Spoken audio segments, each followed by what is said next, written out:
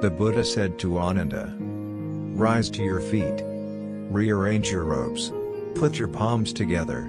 And respectfully revere and worship Amitayus."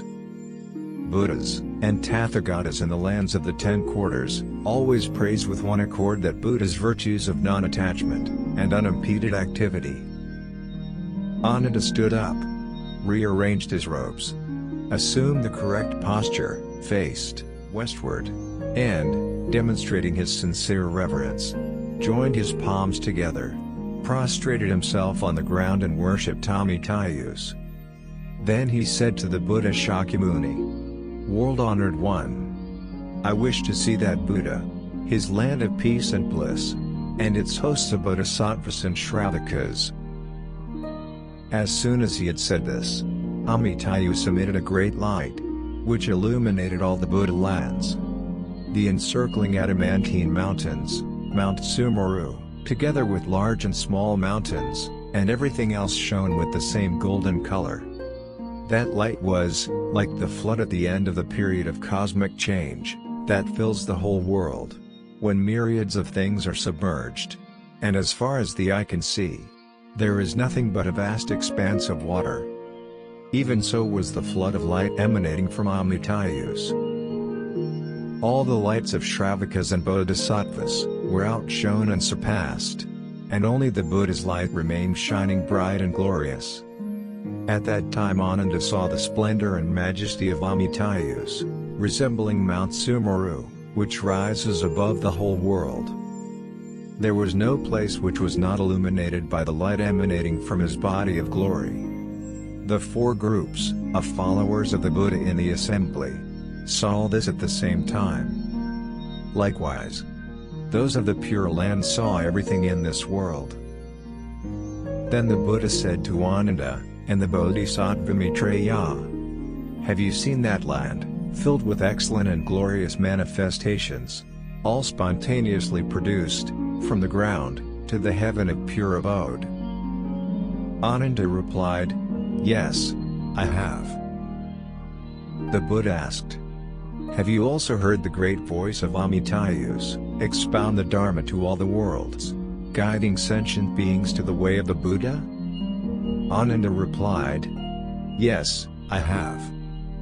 The Buddha further asked, "Have you also seen the inhabitants of that land move freely, riding in 7 jeweled airborne palaces, as large as 100,000 yojanas, to worship the Buddhas of the lands in the 10 quarters?" "Yes, I have," replied Ananda. "Have you also seen that some of the inhabitants are in the embryonic state?" "Yes, I have. Those in the embryonic state dwell in palaces as high as 100 yojanas, or 500 yojanas, where they spontaneously enjoy pleasures, as do those in the heaven of the 33 gods." Then the Bodhisattva Maitreya said to the Buddha, "World-honored one, for what reason are some of the inhabitants of that land in the embryonic state, and the others born by transformation?"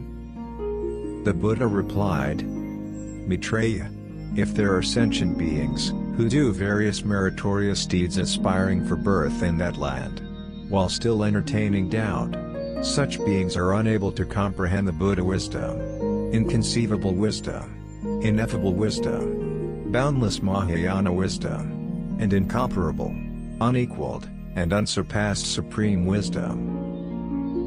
Although they doubt these wisdoms, they still believe in retribution for evil and reward for virtue, and so cultivate a stock of merits, aspiring for birth in that land. Such beings are born in a palace, where they dwell for 500 years without being able to behold the Buddha, hear his exposition of the Dharma, or see the hosts of bodhisattvas and shravakas. For this reason, that type of birth in the Pure Land is called embryonic state. If there are sentient beings who, with resolute faith, accept these kinds of wisdom from the Buddha's wisdom, to the supreme wisdom, do meritorious deeds and sincerely transfer the merit acquired to that land. Those beings will be born by transformation spontaneously, seated with legs crossed, in the 7 jeweled lotus flowers, and instantly attain the same glorious forms, wisdom, and virtue, as those of other bodhisattvas there. Further, Maitreya, if great bodhisattvas in the Buddha lands of other quarters desire to see Amitayus, and revere, and make offerings to him, and the hosts of bodhisattvas, and Shravakas, they will, after death, be born in the land of Amitayus. Spontaneously transformed, they will be born from within the 7 jeweled lotus flowers. Maitreya, you should know that those born by transformation are possessed of supreme wisdom, while those in the embryonic state lack that wisdom, and must pass 500 years without being able to see the Buddha, hear his teaching of the Dharma, see the hosts of bodhisattvas and Shravakas, make offerings to the Buddha, learn the rules of conduct for bodhisattvas, or perform meritorious practices. You should know that this is because those beings harbored doubt and lacked wisdom in their previous lives.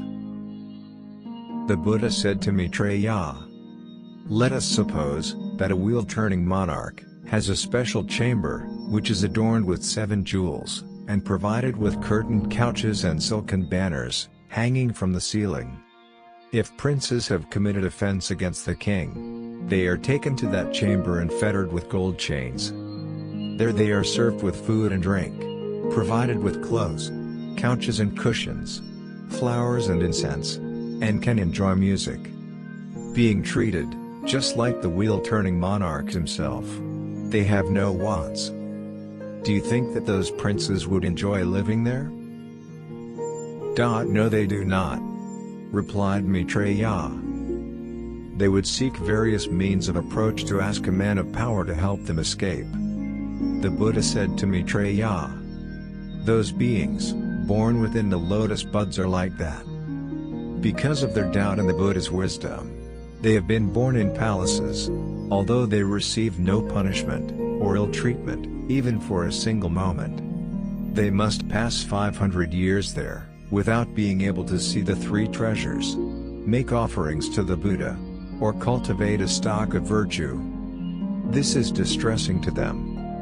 Though there are other pleasures, they do not enjoy living there. If those beings become aware of the faults committed in their former lives and deeply repent, they can, as they wish, leave and go to where Amitayus dwells. Then they can worship and make offerings to him. They can also visit innumerable and countless other Buddhas to perform various meritorious practices. Maitreya, you should know that the bodhisattvas who allow doubt to arise lose great benefits. For this reason, you should have resolute faith in the supreme wisdom of the Buddha."